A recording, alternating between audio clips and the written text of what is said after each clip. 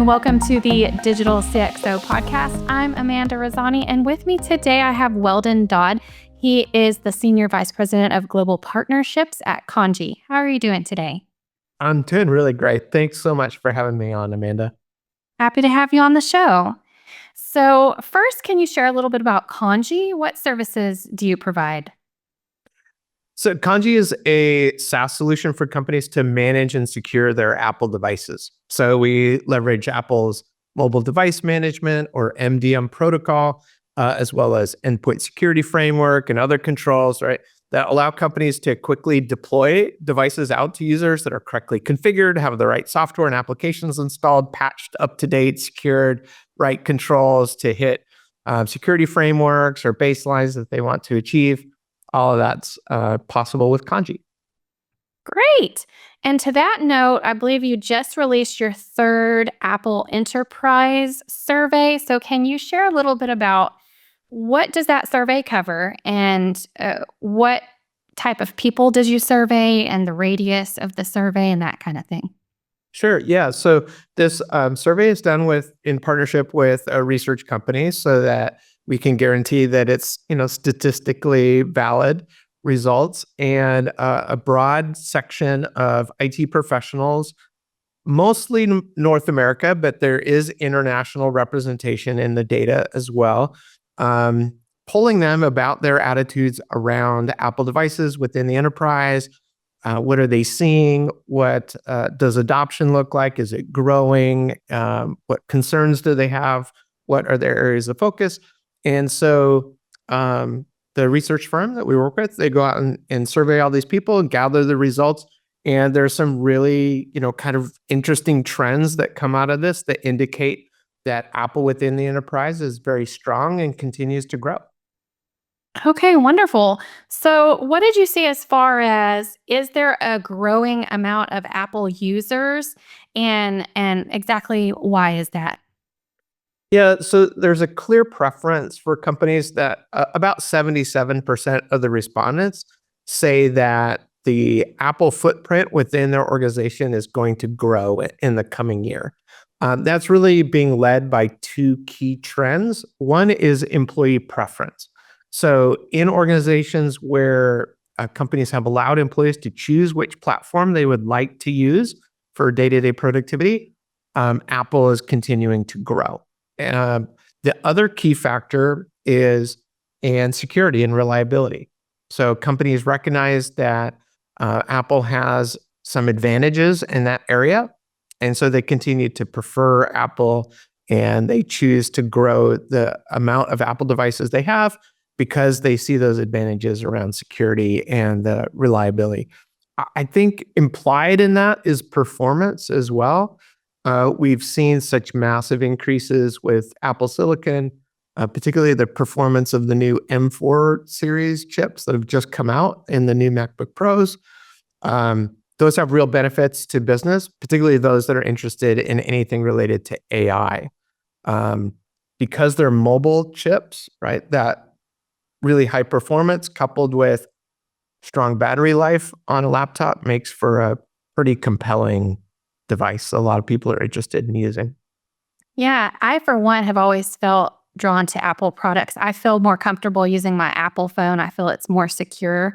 I don't have to have any security software on there or anything like that.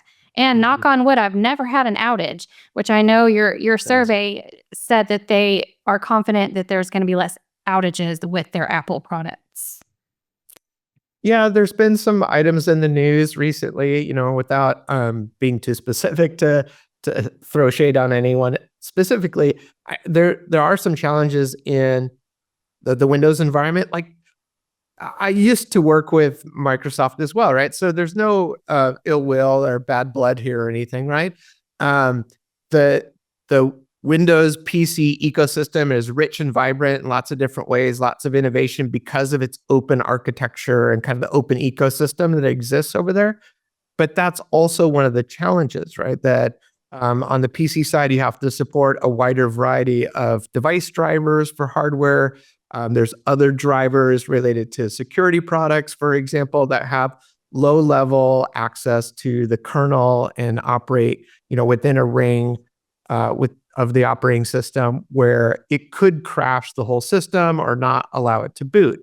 And Apple has been able to make a lot of progress in promoting new technologies like system extensions, which are an alternative to an older technology of kernel extensions that are much safer. So system extensions, there's better APIs that Apple's provided around interacting with low-level system components so that a failure in a third-party component won't necessarily bring down the whole system or prevent it from booting. And so that, I think, is what this survey result is pointing towards, is that because of those improvements that Apple has made, people feel confident they're not going to face that kind of outage. And of course, the biggest topic of the year is AI. So I'm sure you had some survey questions related to AI. What were your findings there? Yeah, an overwhelming number of the IT professionals that responded say that AI is important to the future of their companies, 90 something percent, right? I think it's going to impact, privacy issues, some data governance issues. That seems to be on the mind of most folks, is that they see the potential for productivity gains for information workers to leverage AI to quickly do tasks like sort through a huge amount of data and summarize it, tabulate it, provide answers. There's some interesting possibilities with generative AI, to help out with a few things, creating summaries of reports and whatnot. But this ability to take a lot of data and generate interesting insights or summaries very quickly is a huge potential productivity gain. However, companies need to be concerned about where is their data going, particularly if it relates to customers. So if they have customer data, right, it's very tempting. The opportunity is right there to feed all of this customer data to a large language model or to use like RAG procedures with the retrieval augmented generation, right, to get really nice results. But if the terms of use with that AI provider say that they get to include whatever you submit into training their model and improve, well, now you've just leaked all of your customer data into a model that might be reused elsewhere. So these are the kinds of things that are on the minds of professionals today around AI. Yeah, and of course, we must note that probably AI is going to be in almost everything moving forward. It's going to be what doesn't have AI in it. Yeah. So, what are maybe some predictions you have about the future of these products in the coming year? For our space, particularly around security for devices, there's a huge opportunity to use AI for behavior-based analysis and anomaly detection.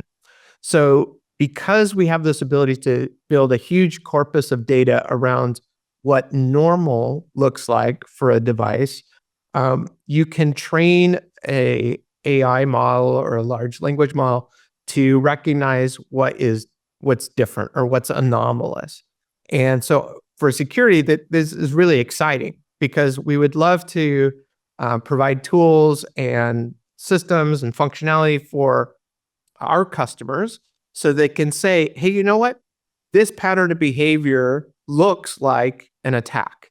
And we should pay more attention to this device. We should investigate. If we can automatically detect that, say, in the middle of the night, when fewer people might be around to take a look at it and take some action to quarantine that device or restrict access to sensitive materials, we have the possibility of using automation to reduce the potential impact to the organization, right? Reduce the risk level for them. So yeah, it's really exciting. AI is going to be in everything.